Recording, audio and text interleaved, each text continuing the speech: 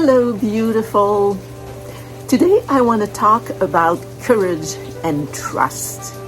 As many of you know, I've been going through a lot in the past year, let's say, and I share a lot about the difficult times. And what I want to say today is that 90% of the time, I know, even though things are difficult, that I am doing the right thing. And the difficulty is just part of the process. You know, when we make difficult decisions in our lives that are based on a moment of profound knowing or a calling or a message or something that resonates as deeply, deeply, deeply true in our being. Once we take action, we're going to be tested, or the ride won't be easy.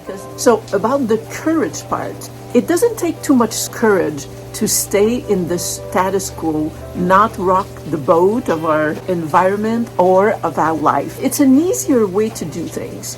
But when we have the courage to see, one, what needs to be done. Wait, I want to put that a different way. There are like 4 steps, 4 places where we're going to need courage. One, it's the courage to just look at the reality of things and say, yeah, I need to change something because this is not okay with me anymore. Sometimes that part is kind of extended and will last a while until we accumulate a little bit more courage for step 2. Step 2 is actually to act on the realization or the decision that we know we have to take. That will take a burst of courage, because the moment that we decide to quit the job, get divorced, move, or something like that, to go through with that moment, that just takes a burst of courage that actually, for most of us, requires a little bit of build-up. Once we make that step, then there's a third place where we're going to need courage, and I think the intensity gets even a little bit higher. It's that all these huge life-changing decisions will come with a lot of inner agitation and anxiety, because big changes come with big fears and big dark nights of the soul.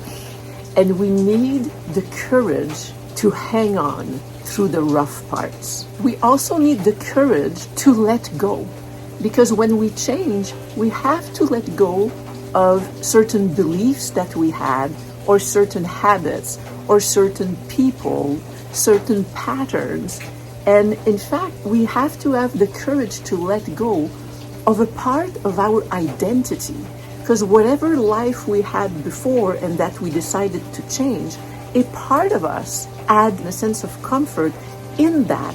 And if we are going to change our life, the parts of us that were active in this lifestyle are going to have to be let go of. And that takes a lot of courage. And then part 4, where we're really going to need...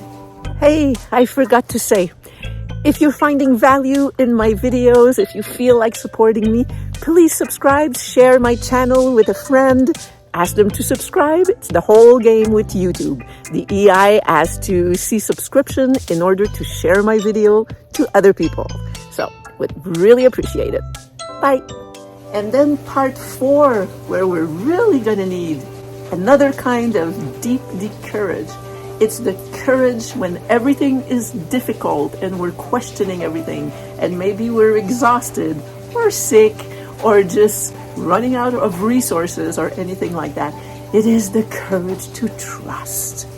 Trust, trust, trust. Trust that if we made a decision from our heart place, from our soul, from a divine guidance, and at the moment that we made that decision, we knew in our heart that it was the right decision. Then once it gets difficult, and you know, the difficulties can be a few hours, but it can be a few days, and it can be a few weeks, and it could be a few months or years even.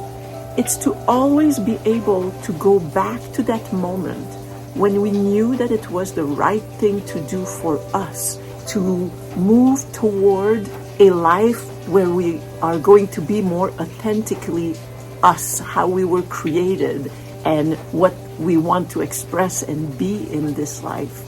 And through those difficult moments, it's the trust. Because what we are going to see and feel in our lives when we go through the transitions or the transformations, it's going to be painful at times. And it's trust that is going to get us through. You know, I had a couple people in the last 10 days or something who know me and that looked at me and said, Annie, you're going to be okay. Life, God, the universe, will take care of you. You will be taken care of.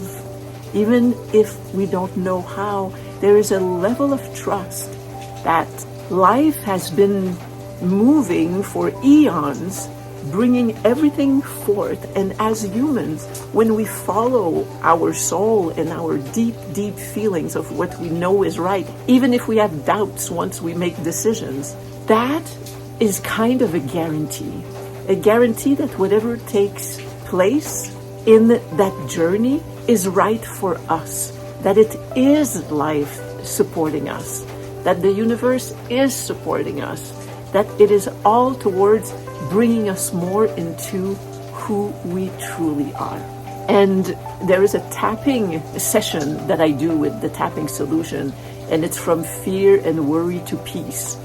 And in there's a sentence where Nick Ortner, the person narrating, is saying, find the courage to let go of your fears because there is peace underneath. No matter what we've gone through, no matter what hand we've been dealt, no matter what our experiences has been, no matter what we're going through right now, underneath it all, there is peace. Peace and trust kind of go hand in hand, I think. But underneath it all, there is peace. It's funny because we need courage to feel our emotions and feel the things that are coming up because that's how they are transcended and that we can move through them. But then we also need the courage to let go of our fears. And wherever we find refuge, because strangely we find refuge in old fears and in old ways to react. So we need courage to face and feel those emotions and not just deny them or squash them down and repress them. And then it takes courage to let go. So this is what was on my mind in the last couple of days. Even though I share a lot of the challenges of my journey, I wanted to come and talk about those moments, the moments where I remember to trust, that I am reminded to trust, that I acknowledge the courage that lives in me, that allows me to do all these transitions. So I wish you courage. Courage is a practice. For some people, courage is stepping outside their home. For some people, courage is stepping out on the stage. It doesn't matter the magnitude of the action. It's whatever calls upon your courage that is important to do and to cultivate and to practice this muscle of courage that makes us move forward in life. So, cheers to courage and trust, and I will see you next week. I love you. Bye.